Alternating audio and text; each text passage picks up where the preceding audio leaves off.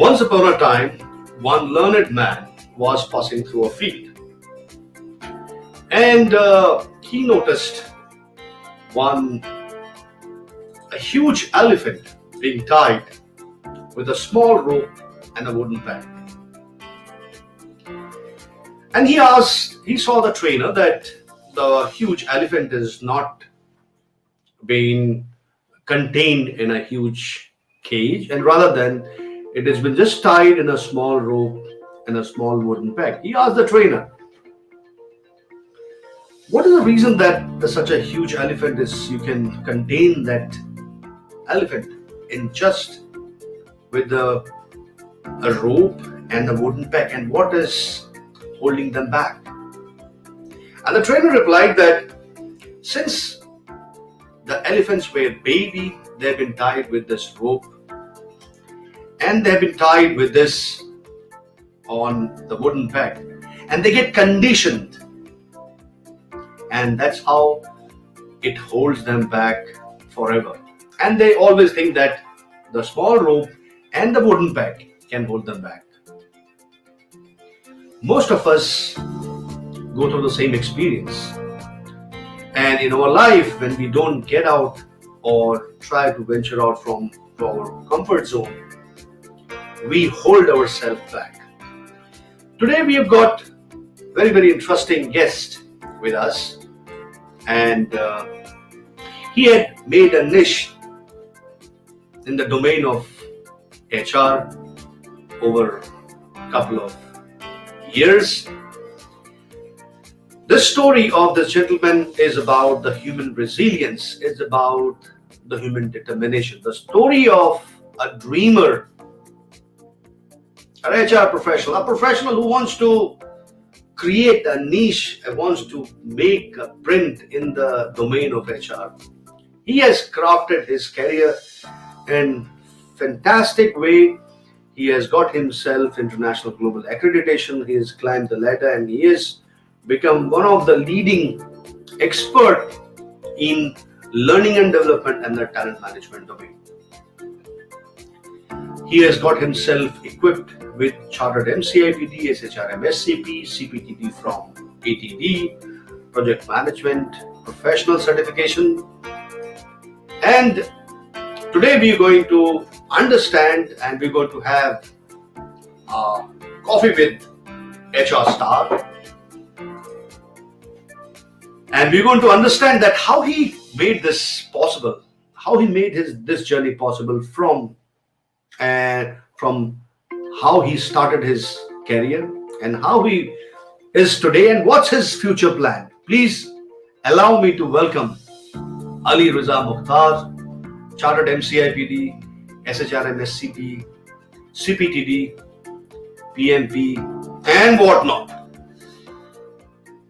Let's first hear from him his small intro, and then we're going to continue with our coffee with HR with him, and we'll be asking him some questions, sharing with him some anecdote, and learning from him that how others can take a cue from it, how they can craft their career as he has done, be it L&D professionals, specialist professionals, or a journalist, and how one can learn and take a couple of tricks from him and craft the career as how he did, and understand what's his future plan. Ali, welcome. Thank you very much, Sandeep, for inviting me over a cup of coffee.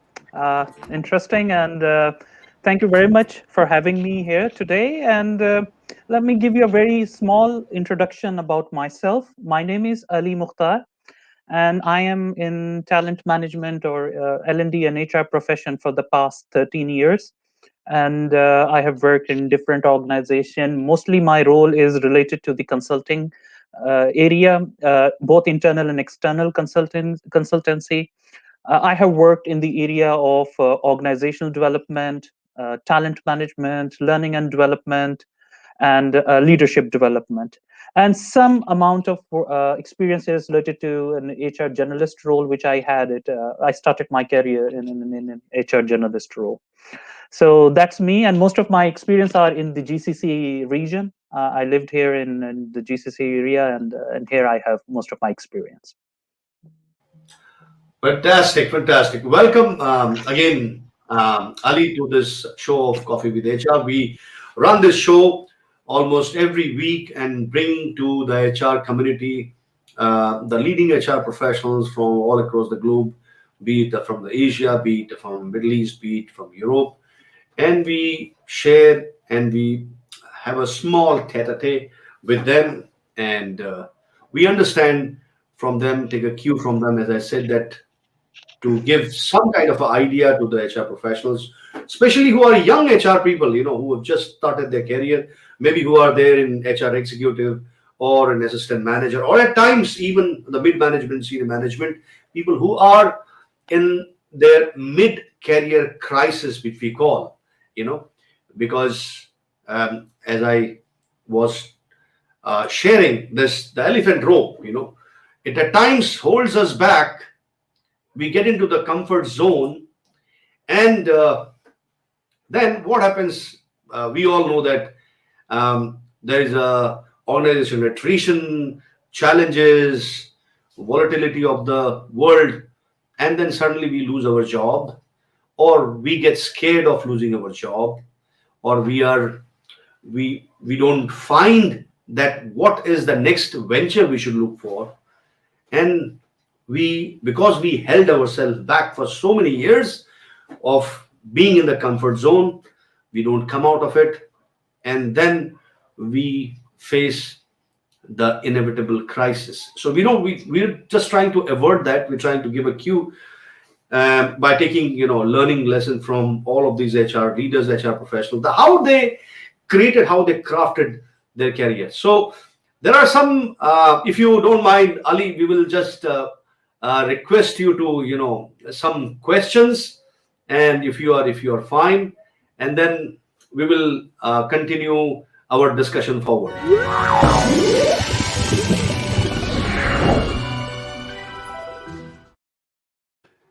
Tell us, what's a success of your successful recipe of your career? This is quite interesting question. A successful recipe. I mean, there is no fixed recipe for any success. Of course, there are several variables to the successful to the journey of your success. I would say, if I completely tell about myself, I think it's the resilience, which I always try to be resilient during ups and downs, and at the same time, my curiosity to learn more, learn different things, and to try to be as agile as possible in terms of learning, and of course open to challenges. So whatever the challenges that I'm getting through my management, challenges means opportunities, I would say, rather opportunities. Challenges, not challenges, but an opportunities. And I used to accept those opportunities, and used to work on that without having any fear of failure, without having any fear of any consequences. And I think this is the thing that has made me, I mean, successful.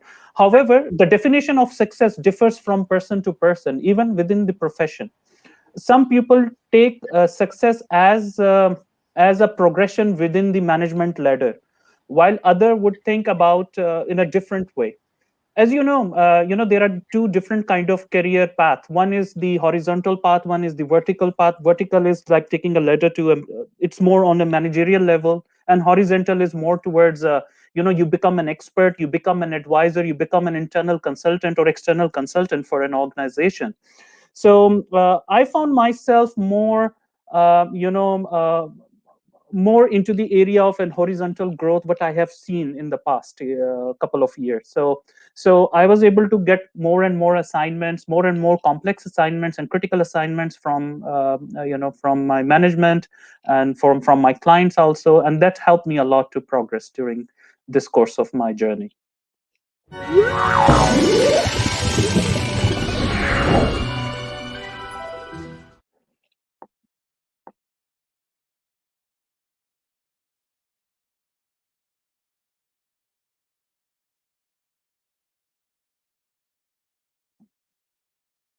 Sandeep, I can't hear you. You are muted.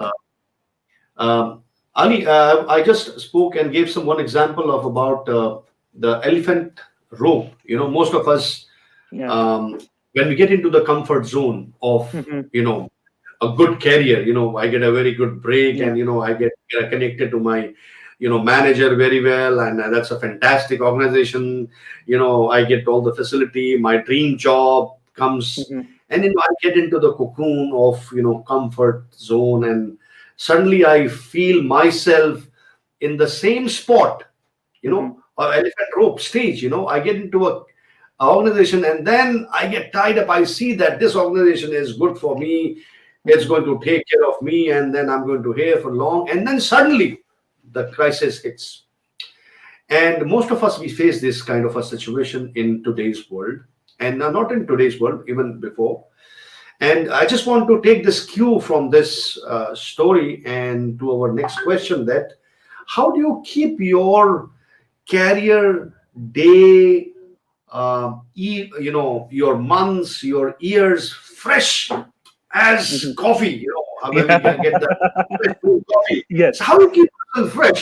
I see Yes. your career, phenomenal career. You have and you Yeah. have you have been continuously been adding some one or spices, and you Hmm. kept on bringing challenges in that. We don't see it quite often, on in our HR people, and some of us people and like us, we get into that comfort cocoon zone. So how do you do that? Let's get some cue from you. Okay, let me tell you my own tip on this. Every day, every morning, except during the month of Ramadan, like every morning, we used to have a fresh coffee in the morning, and that's how we start our day. So this is my practice. Like every day, I always try to find something that is new to me, that I didn't know about it. I always try to learn something new. Now we are in at a time when we everyone is connected to each other. We have a huge facility of different online learning platform. So try to learn something. Maybe just spend 5-10 minutes only in a day, and try to learn something new. That would definitely add you in the longer run. So continuous learning, continuous improvement is, I think, is the most important thing. And second, I would add to it is the uh, don't put yourself in a comfort zone. You don't know what will happen next, so always try to be ready for the next challenges that you will be having. This could be an internal challenge within the organization where you are working, or it could be outside. So you don't know what will happen, so always try to update yourself with the knowledge, with the understanding, with the insights of the market. That would help you a lot, in this VUCA world. I'll give you an example. For example, data analytics, machine learning, and these kind of areas are something which a normal people might think that this is not relevant to the HR. However, what we see is like it's becoming, there is an increasing debate and discussion going on how to use those technologies into the HR function. So imagine if you have some understanding, not very expert, but at least some understanding of these areas in regards to the digital transformation, and you try to bring this to your company or within or in your HR department. That would help you big time to progress within your profession.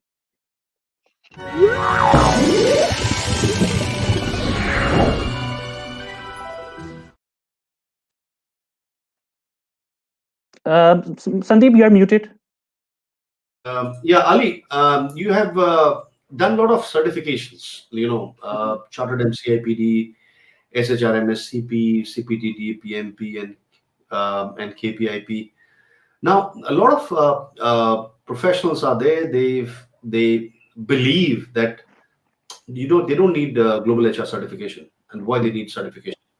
Mhm. And some people, they really bank on these global certification, and they say that they really add huge value to the professionalism of any HR professional, and this will help him, or this helps him to get in, not only to break, or good break in a good organization for a good role and responsibility, but also it helps him to grow, as you said, laterally, horizontally in an organization. What's your take on that, do you need HR certification? You don't need HR certification at all, or tell us. Yes, this is a very interesting question, and I can relate it to my experience that I had previously. I found that before my first ever certification was CPTD, which was previously known as CPLP. The difference in confidence that I had after taking this certification was phenomenal. And in fact, I was able to get many opportunities through these certifications. Why? Because this actually validates you. Yes, you have created some sort of impact in your organization or within the profession, HR profession. Hence you can be suitable, or most valuable candidate for the company.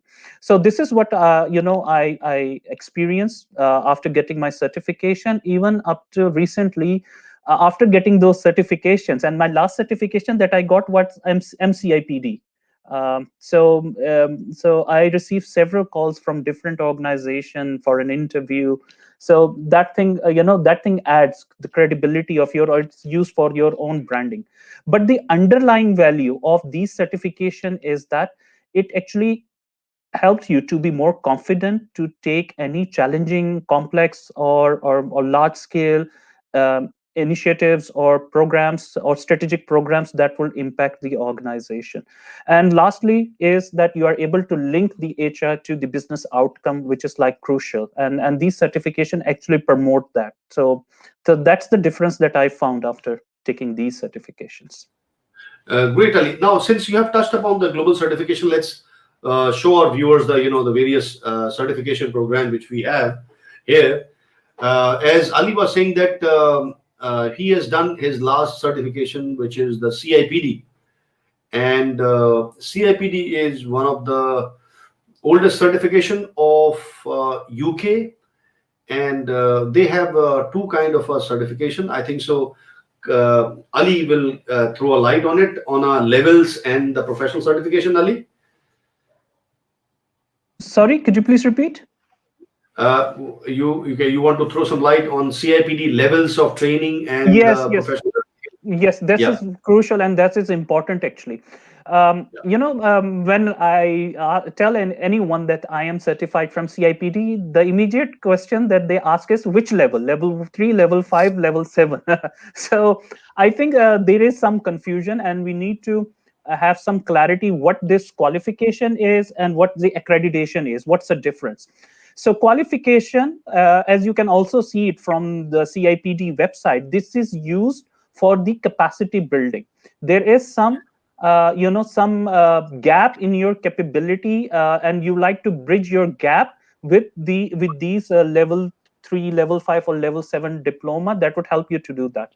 While the accreditation actually validates that you have impacted, or you have created an impact in the organization through through a world class HR practices, through different sources.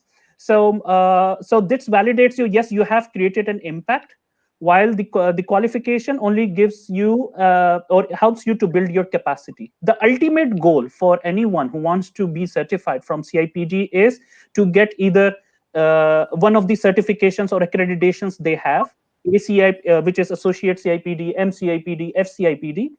While there are two routes to these certifications, so the qualification route is one of them, which I have seen like people are using that, but this is not the end. This is the mean to reach to those certifications. yes. And to add, Ali, to that, very, very, very nicely explained that CIPD levels are to build the capacity of people, and historically in UK, when people could not go for a formal education of say MBA and masters qualifications or the graduation, so those less privileged people were being given these kind of professional training, and these are nothing but a vocational training means as you study you do those qualifications, And these are level 3, 5, and 7. But in today's world, I can assure HR leaders that most of the countries' HR content is of our international standards. So it is, you cannot say, UK HR education is better than Middle East, or UK is better than, Asia. Most of the, in today's educational institution, they benchmark globally their HR content. So if you have done graduation in HR, or your BBA in HR, or a MBA in HR, I don't see any reason for you to go for a vocational training. Vocational training are for those people who could not get the formal education. So it makes sense for them to go for a level 3, 5, and 7. That's a capacity building. But professionals, as rightly said by Ali, you should go for a professional accreditation. Like you go to CFA level 1, 2, and 3, you go to CA, you go to SHRM SCP, you go to HRCI, GPHR. You can take a lot of training to enhance your capacity to building, to understand, if you go gap. But if you really want to aggregate yourself, like in organization, they go for a massive training for the people. But if you want any healthcare organization to say they are of an international standard, they have to go for a JCI accreditation. Likewise, for the organization, they want to go for, they've got a process optimized and they've got a good quality standard, they go for ISO certifications or a BS certifications. So like this, you should go for, my advice, Ali, what you say, to go for a professional accreditation if you are already a HR professional. And I don't see you investing, so much of time, effort, and money in going for the levels. Ali, let's go and dwell a little bit more on other certification. Let me pick your brain. How about the HRCI, SHRM, and AHRI and HRPATD? Give us some little bit glimpse on these. Yes, well, I can give you more about SHRM, about ATD, because these are the certifications that I have. While for the others, I may not be able to give you an accurate information. Hence, I would like to avoid it. For SHRM, and let's start with SHRM. SHRM is, one of the highly esteemed organization or HR association in the United States of America. And they have two levels of certification. One is called SHRM CP, SHRM Certified Professional, and the highest one is SHRM Senior Certified Professional. So I got SHRM Senior Certified Professional in 2017. And the area that they have covered is based on the competencies that the global HR leaders are agreed upon that HR professionals should have. And accordingly, they will assess you based on the multiple choice questions exam. Most of the questions that comes in SHRM are usually the situational based kind of questions, where you have to give a judgment and you have to make a decision on doing something which is more appropriate in the given situation. The passing rate of SHRM SCP is not very encouraging. It's little difficult to have, yet it's not impossible, I would say. And like any other certification, it has a value, and it gives you gives you a more benefits if you get like any other certification. It also helps you to build your credibility in the market as an HR professional. Now coming to ATD. Certifications, this is actually specifically related to organizational development domain, talent management, and learning and development. So the other certification like SHRM or CIPD, they are more in generalist in nature, while ATD certification, that is more specialist, which is within the domain of talent management, learning and development, organizational development. So these are the three areas that they cover. They have again two different level of certification. One is CPTD, Certified Professional in Talent Development, which is the highest one that they have, and then they have APTD, Associate Professional in Talent Development. I got this certification when I think it was in 2015 or 14. I can't recall it. At that time, it was called CPLP, Certified Professional in Learning and Performance. The association was known as American Society of Learning and Development. Sorry, the Training and Development, ASTD.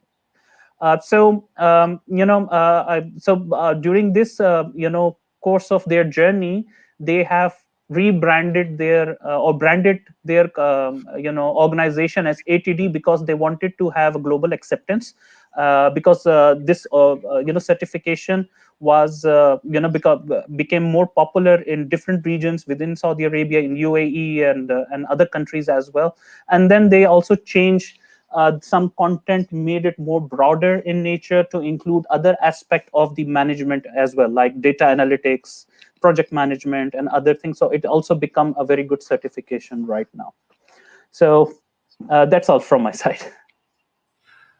Thanks. So, Ali, I'll add on other certification like HRCI. HRCI is Human Resource Certification Institute, and this is one of the oldest certification of US. And basically, SHRM was part of the HRCI, and SHRM used to be a conference organizing body and publishing of the publications of HRCI. HRCI was and currently is the accreditation body, and which has got a gold standard, and they are one of the oldest one in the US, and they have got some certifications, the major, basically three major certifications, which is APHRI, SPHRI, GPHR, and they have also recently launched APHRI certification. And recently I did a small talk, solo talk on APHRI certification for the young HR professionals and the students who wish to make their career in HR as a journalist. And if you are in the first 5 years of career, I recommend you to go for APHRI certification. And this gives you not only the builds your capacity, but also gives you accreditation of international level. Then you have got AHRI, which is an Australian Human Resource Certification Institution, and which is very, very geographically limited to the Australia. And you've got HRPA certification, which has got geographically limited to Canada. And they've got a Global Society of Human Capital Management. This is the platform where we are talking about. They've got a couple of certifications, and they are reorganizing their global certification. So you can take on any of this global certification program. And let's see, how the organization leaders think about these certifications, or what the viewpoint of the organization leaders are. Ali, your take on this? Yes, I What do think you this slide is self-explanatory, because, and this is true. In fact, if you see the current situation, or in the current time when we have, job postings related to the HR certification is no more used as preferred to have this certification. Rather, it's becoming mandatory for many job roles, especially for the senior role or strategic role. So I believe that this is most important for us, for an HR professional. If we want to grow within the HR profession or talent management profession, we have to think about how and what certification is relevant to your needs, to your to your career goals, and then accordingly you should try to select it and have these certification. Now, from the employer side, what makes them go for the employees who are certified, or make their employees certified? Well, again, as I said, that this certification actually gives some sort of a accreditation or validation that you have a capability to create an impact in the organization. What I see, the role of an HR in organization is that how do you create an impact, a business impact in the organization? Usually, what we, in HR, what we have seen here, that most of the people, when we talk about HR, they usually think that it's mainly related to the compliance, mainly related to the, policies and procedures only, and then that's all. I think HR has generally a more important role than any of the functions in the company, because HR is going to derive the success of the company through human capital. This is the most important thing. Without this, I don't think that we are going to have an impact in the organization. Yeah. Ali, and I get surprised, to see some of the concepts and some content, very absurd comments that here's the death of HR, the HR is going to be dead in after some time. Well, if HR is like any other function, but if you, what Ali is saying, if you can make your HR a high value adding function, like any other function, like a sales, like marketing, like an operation, like in quality management, employee health and safety, align your HR initiatives with the organization top line and the bottom line, you can make your function of HR one of the most indispensable function in the organization. And I don't believe all this crap which is floating around, that says, here comes the death of HR. You have a sales function which are redundant sales functions. You got a marketing function which are redundant at all. But you have a sales function in some of the organization. They're very, very high value adding, or a marketing function, or an operation function. Likewise, if you can design your HR functions, you call it a HR, you call it a people management function, you call it a happiness function. It's like an old wine in the new bottle. You can continue keeping, shape. You can continue, renaming the jargons. You can continue with that. But at the end, the bottom line is this function is driving organization through people capability and the people potentials, and you can get the best of the machinery, you can get the best of the tool, you can get the best of the technology, but you cannot replace the human factor in the organization, and you will never be able to replace that. And that holds very good when this slide is prepared. This has been done by a lot of research from the various organizations, and especially by the HRCI.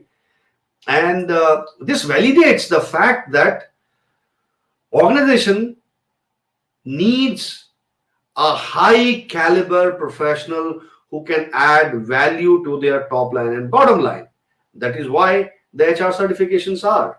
They don't need a fancy certifications just for the, fancy or, with the CV. They need people who knows the business, and those, how do you validate a person, who knows the business? Some validation in terms of benchmark, in terms of qualification, in terms of capability. And that can only happen through these certification programs. You call it a CIPD, you call it a SHRM, you call it a SHRCI. Yes, some of them, they have been able to build a niche about their certification. Some have become Gucci and Prada and, Armani and all, and some are still floating around like a normal, good, sturdy thing, which is good for your daily routine life, but you need to make a choice. The organization will make the choice, what you need to hire.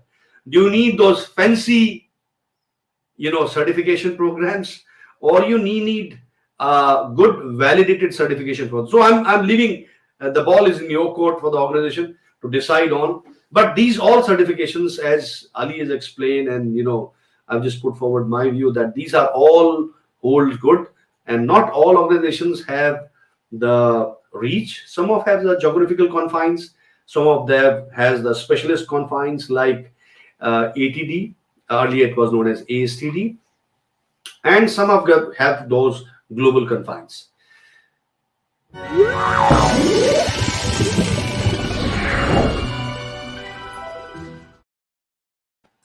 Ali, now the last certification was Chartered MCIPD. So let us have your view on why did you go for a Chartered MCIPD despite you having a SHRM SCPs and CPTD, PMP, and KPI?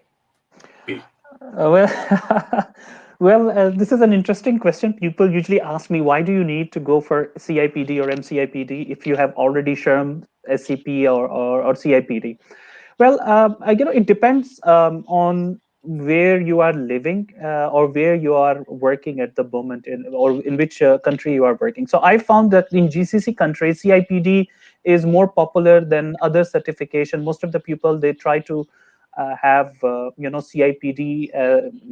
Most of the organizations, they try to find a CIPD more in their workforce than other certification. They give value, of course, but CIPD is more popular. It's known more by here. Second thing is that, which is very important, it's the underlying value of experience-based accreditation.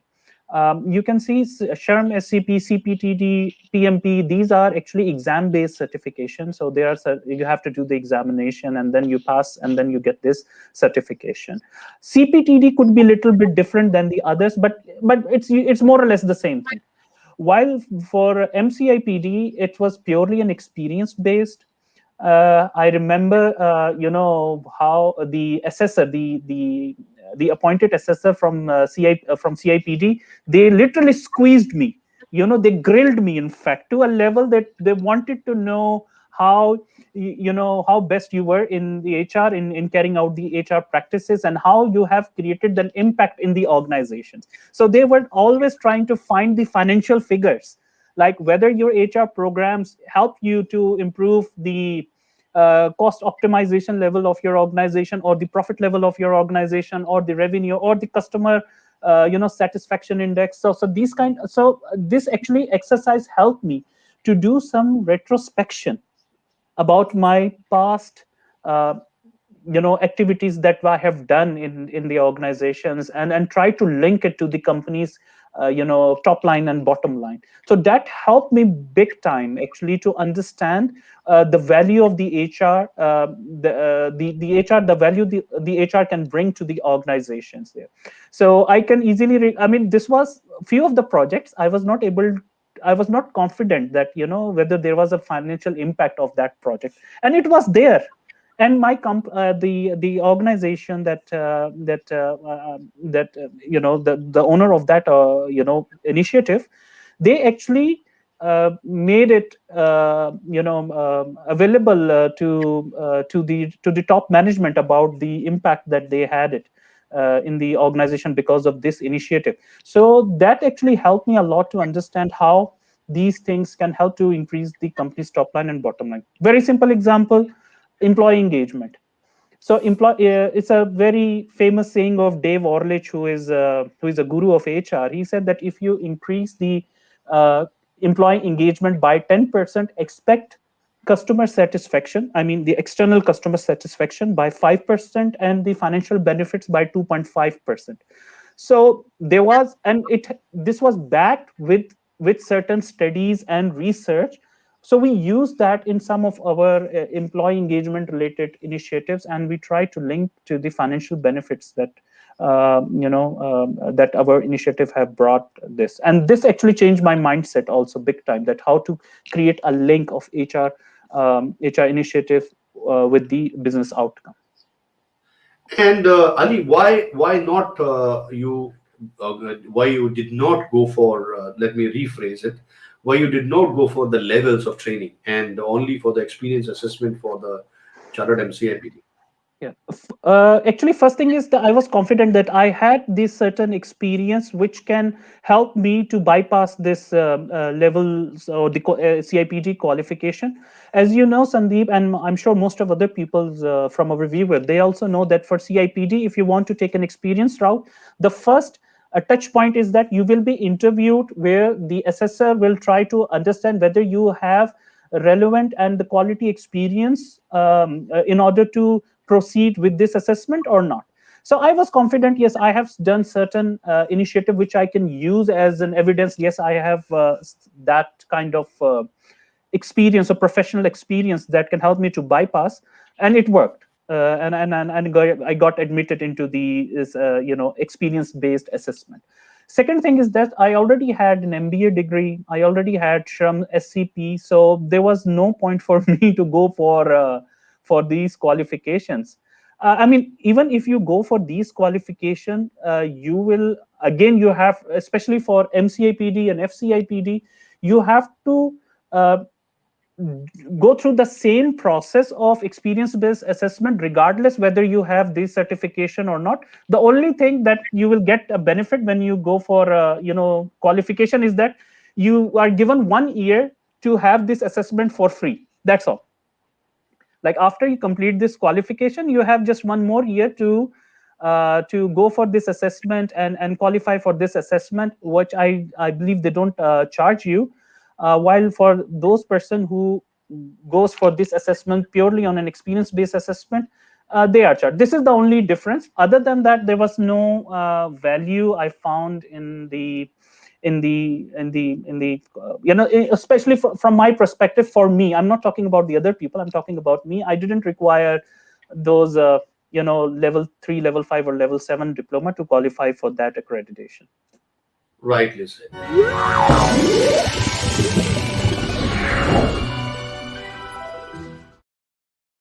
So, Ali, tell us, the viewers, about how was your experience of the experience assessment and how long it was, how did you do it, and how was the total experience? How enriching was the experience? Did it add some value to your professional understanding of your professional, acumen and all? This is interesting question, and I think I would start this with the fact that the underlying value of experience-based assessment is it helps you to do some retrospection to see where you have done well and where you couldn't do well because of certain reasons, and then try to link your initiatives with the outcomes of the organization. uh, I think this experience-based actually,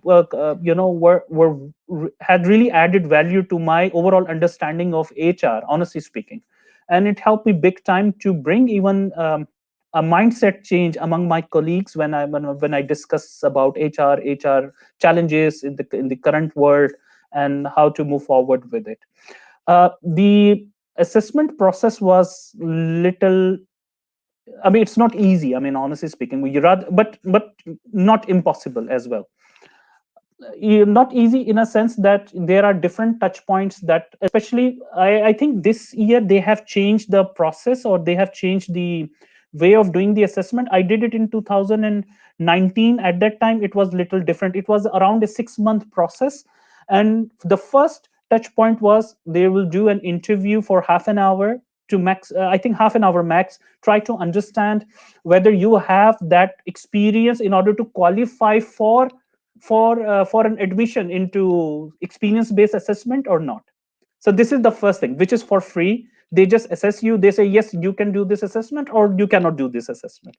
If you cannot, then they will ask you to go to the capacity building route or the qualification route. Take those level 3, level 5, and level 7 diploma, and then come back. And for MCIPD and FCIPD, it's level 7 diploma. You have to take level 7 diploma, then come back. So this is first thing. Alhamdulillah, I passed that phase, and they didn't ask me to go for the qualification route. And then I was landed to an assessment, online assessment, which was around 3 to 4 months, if I'm not mistaken, where I submitted my evidence of my work, my experiences, and of course it was a huge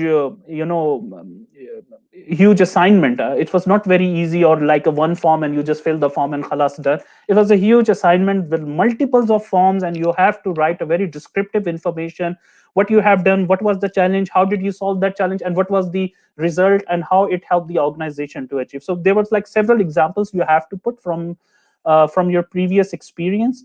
I did that, and then there was a case study at that time. I think they have removed the case study in the new assessment process, but previously it was there. So there was a case study, a huge case study. I think it was of around 50 to 100, no, 100 pages. I think case study. So I read that, and from that case study, there were like certain questions that they asked, and then I tried to answer those questions in the form, and then after that there was another interview for 4 hours. So I was literally with the assessor for 4 hours. It was online. They asked me everything they could ask. So you could imagine, they literally squeezed me. They tried to get everything, whatever I had, and but alhamdulillah, I passed that phase as well, and then I got my certification of MCIPD at the end of 2019.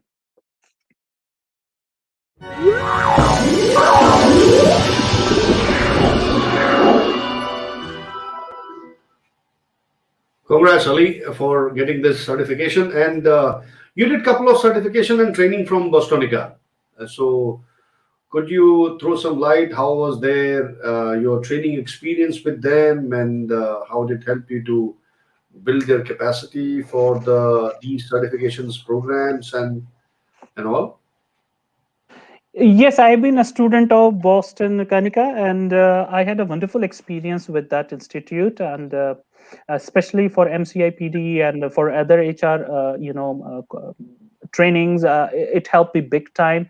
What I found is that this organization, it actually tries to be your partner and helps you to get better HR certification or to be successful in career overall, not only limited to the certification but to the career. And my experience was very good with this company.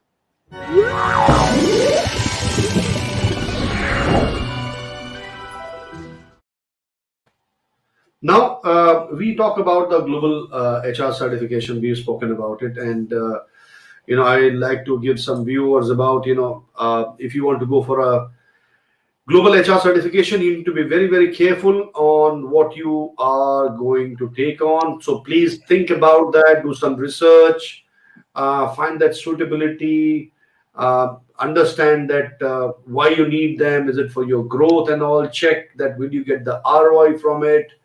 And please go for I suggest, recommend for the career counseling for certification, that which certification is most suitable to you.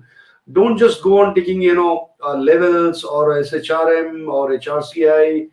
Go for a reputed institution and go for their screening and counseling, which is free nowadays. And check that when you're taking this certification, does your work-life balance gets affected? How much of time investment is there? Is the certification is global or not?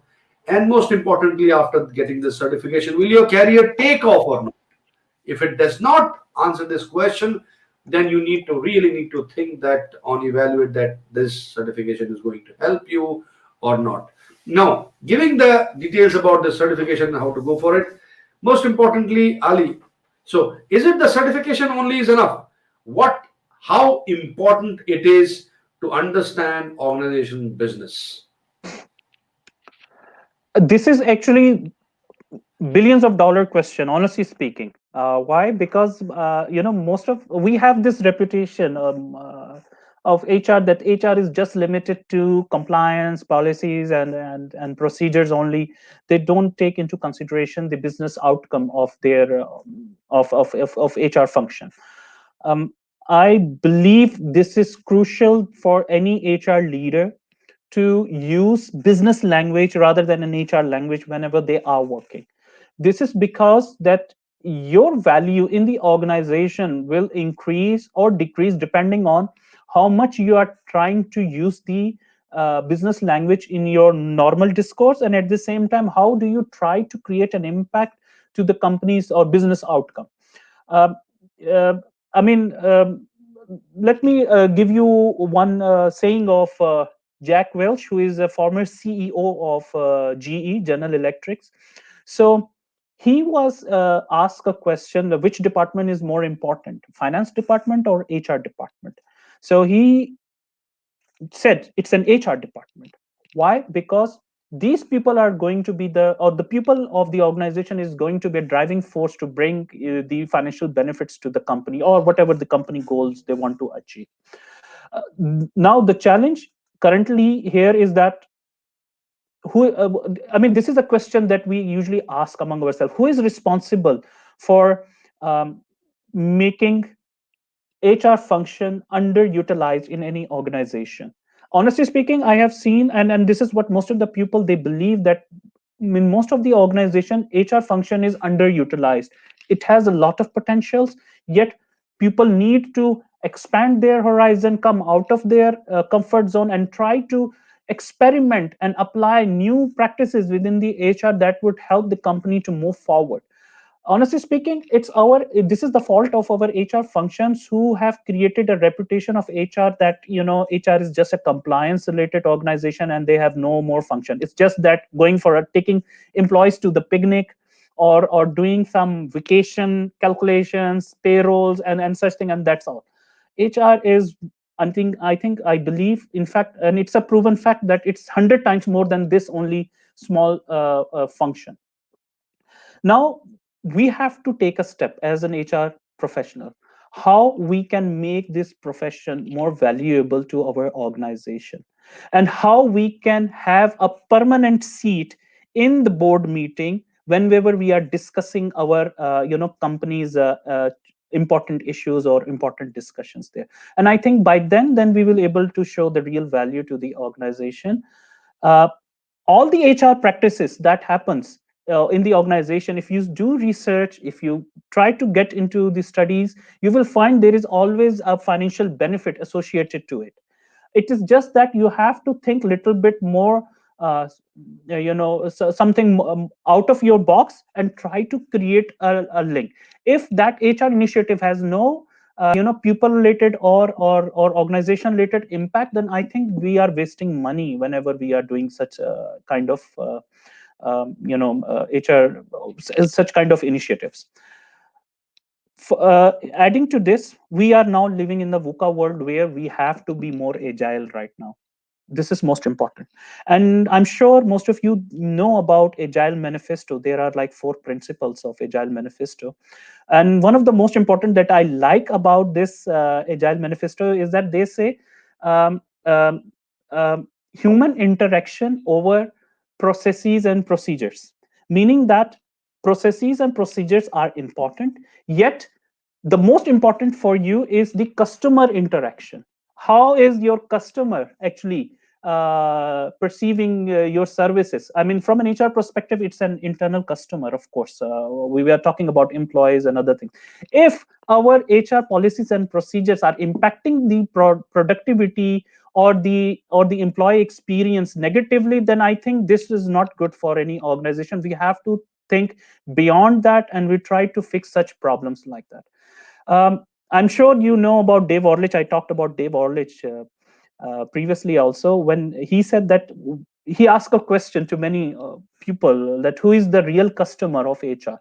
Is it your internal customer or an external customer? So he is of the view, and this is what all his study is work on, is that external customer is the actual customer of HR. It's not the internal customer. So whatever you do, the impact will be coming to the external customer, to your business customer, not to the internal customer. Internal customer, there will be an impact, but the ultimate impact they will be facing, not you. So whenever you make any initiative, or you work on any initiative, try to understand how this initiative is going to impact the business customer or not, and then you will be able to create an impact, business impact, through HR practices. Very rightly said, Ali. And this reminds me of a very, very simple, long back anecdote about Kennedy, and he was walking through his the space station in the US, and he saw one janitor. He was cleaning the floor, and he was saying, "Mr. X, what are you doing?" And Mr. X, who's the janitor, he says, "Mr. President, I'm working to place our man on the moon." So, the focus of the people towards the customer is very, very important. That's where the HR can add value, what Ali was saying. But most of the organization leaders or most of the management professionals all across the world, they think HR is supposed to, their responsibility is to check their time, attendance, penalize people, monitor them, process management. Hey guys, wake up. This is not the HR we're talking about, Wake up and, take your brush and, brush up your, gray cells. This is not the HR we're talking about. If you're talking about this HR, then you need to little bit brush up that what HR can add value to the organization, to the organization top line and the organization bottom line, in terms of Focus on initiatives like succession planning. Focus on initiatives like measuring people performance. Focus on initiatives like coaching your managers to be effective managers for the people. Troubleshoot your operational issues, be it a sales issue, be it a marketing issue, be it a operation issues. Sit down with your CEO or a business head and understand and talk to them what all their pain areas are there. How to create that shared risk management for your organization.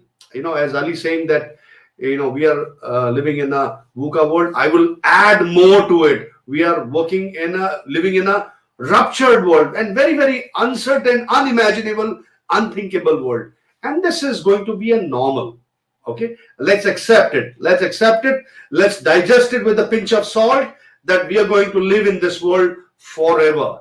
So if this is the new normal, then of course our approach of the regular approach of HR must change from the traditional type to the new normal. Okay, you don't have to use the fancy jargon words and all. You can keep it simple, keep it effective, keep it aligned to the organization top line and the bottom line. Align your internal customers with your external customers. That's where the line of sight is. That's where your business heads and the CEO wants you to focus on. And if you are able to do the HR, you will be the phenomenal and the best of the HR professionals. But if you keep on, create your focus or continue your focus in the processes, time and attendance, making a birthday parties, this is what you want to do, then of course the people are going to point a finger at you, say, hey guys, why do we keep such a huge cost just to celebrate the birthday parties and to monitor people attendance, time and attendance? It's of no use. So please remove that hat of the HR, what Ali is very, very rightly and nicely has put up, and then go for your business understanding, get you in the skin of the business.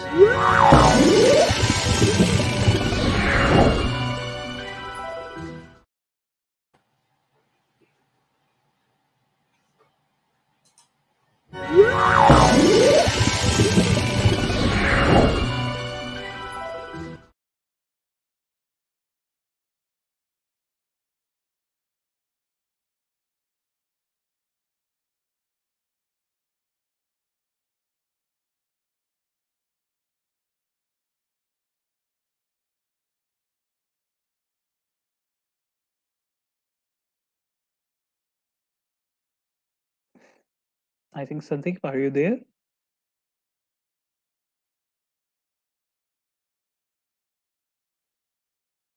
Maybe there is some connection issue.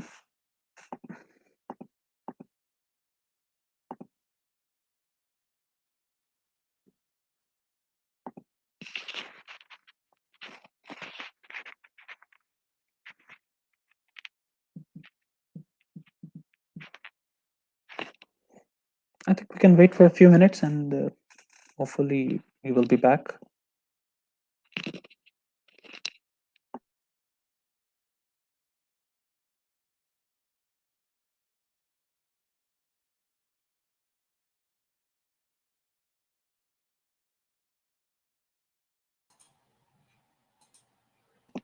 Yeah. Yeah, I think there was some connection issue. You're off air.